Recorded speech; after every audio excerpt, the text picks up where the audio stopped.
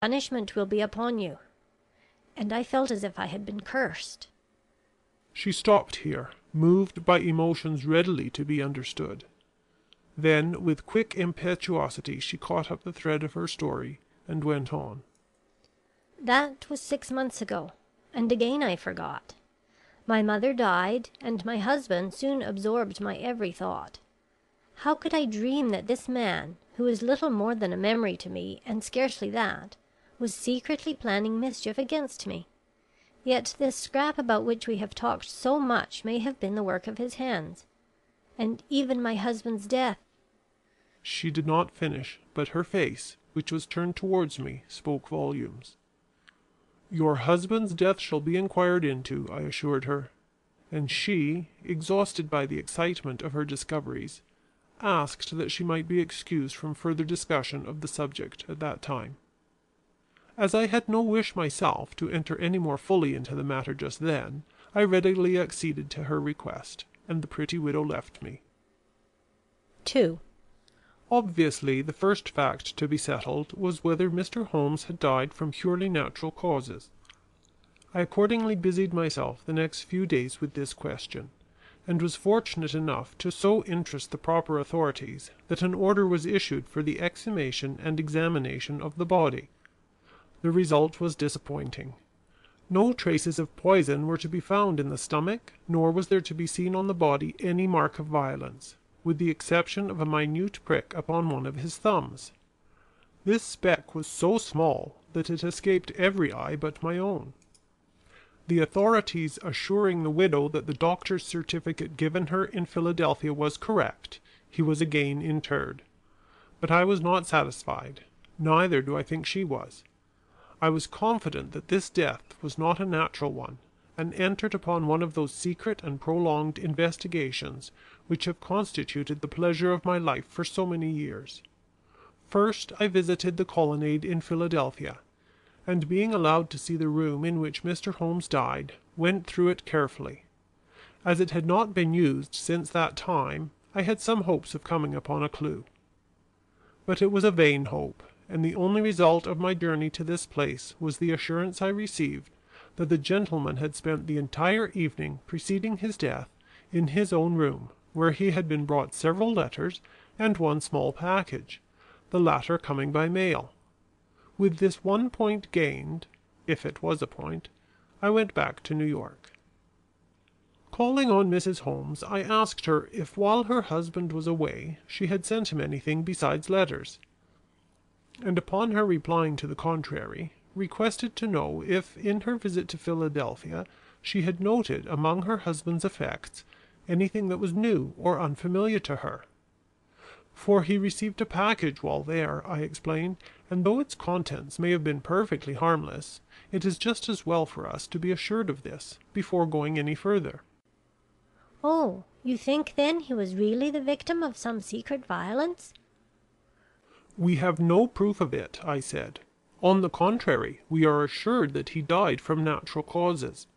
But the incident of the newspaper slip outweighs, in my mind, the doctor's conclusions, and until the mystery surrounding that obituary notice has been satisfactorily explained by its author, I shall hold to the theory that your husband has been made away with in some strange and seemingly unaccountable manner, which it is our duty to bring to light." "You are right, you are right. Oh, John Graham!" She was so carried away by this plain expression of my belief that she forgot the question I had put to her. "You have not told whether or not you found anything among your husband's effects that can explain this mystery," I suggested. She at once became attentive. "Nothing," said she. "His trunks were already packed, and his bag nearly so. There were a few things lying about the room which were put into the latter, but I saw nothing but what was familiar to me among them. At least, I think not. Perhaps we had better look through his trunk and see. I have not had the heart to open it since I came back." As this was exactly what I wished, I said as much, and she led me into a small room, against the wall of which stood a trunk with a travelling bag on top of it. Opening the latter, she spread the contents out on the trunk.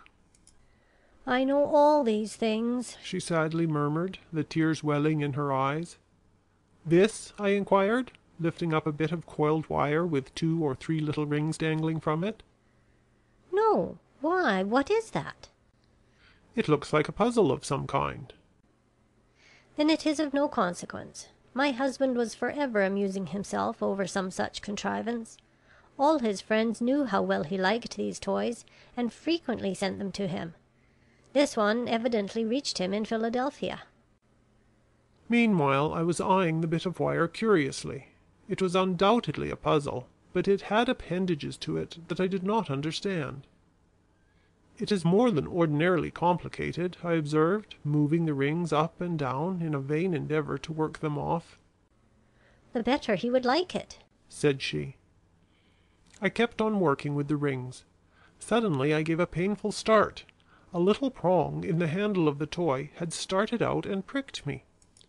"You had better not handle it," said I, and laid it down. But the next minute I took it up again and put it in my pocket. The prick made by this treacherous bit of mechanism was in or near the same place on my thumb as the one I had noticed on the hand of the deceased Mr. Holmes. There was a fire in the room, and before proceeding further I cauterized that prick with the end of a red-hot poker. Then I made my adieu to Mrs. Holmes, and went immediately to a chemist friend of mine. "Test the end of this bit of steel for me," said I. "I have reason to believe it carries with it a deadly poison." He took the toy, promised to subject it to every test possible, and let me know the result. Then I went home. I felt ill, or imagined that I did, which under the circumstances was almost as bad. Next day, however, I was quite well, with the exception of a certain inconvenience in my thumb. But not till the following week did I receive the chemist's report. It overthrew my whole theory. He had found nothing, and returned me the bit of steel. But I was not convinced. "I will hunt up this John Graham," thought I, "and study him." But this was not so easy a task as it may appear. As Mrs. Holmes possessed no clue to the whereabouts of her quondam lover, I had nothing to aid me in my search for him, save her rather vague description of his personal appearance, and the fact that he was constantly interrupted in speaking by a low, choking cough. However, my natural perseverance carried me through.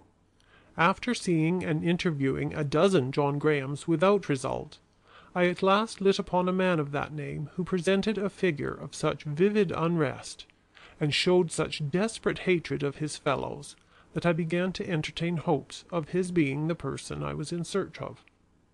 But determined to be sure of this before proceeding further, I confided my suspicions to Mrs. Holmes, and induced her to accompany me down to a certain spot on the Elevated, from which I had more than once seen this man go by to his usual lounging place in Printing House Square.